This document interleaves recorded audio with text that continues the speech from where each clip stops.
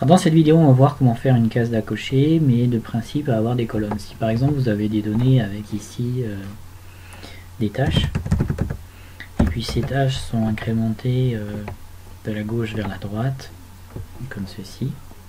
Vous avez vos différentes tâches, comme cela, avec ici l'entête de champ, et puis vous devez cocher ou décocher en disant la tâche est faite ou la tâche n'est pas faite.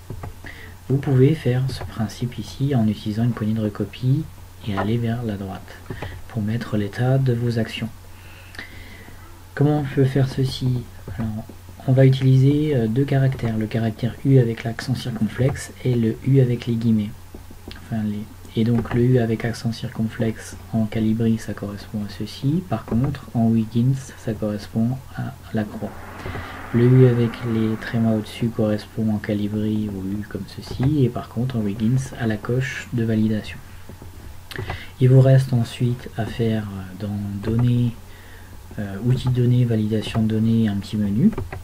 Prenant la cellule C14 et C15 comme ceci. Et vous avez votre menu déroulant qui est directement fait. Ensuite, il reste à faire accueil, mise en forme conditionnelle et appliquer une mise en forme conditionnelle sur ces cellules.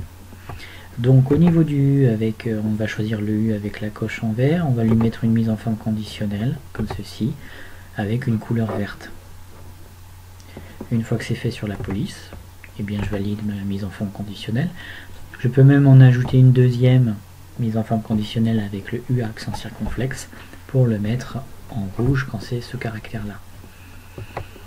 Et ensuite j'utilise la poignée de recopie sur l'intégralité de la plage. Il me reste ensuite à choisir si l'action est faite ou non faite. Voilà comment faire par exemple un principe de case à cocher sur une plage de données type colonne. Je vous remercie pour votre attention et je vous dis à très bientôt.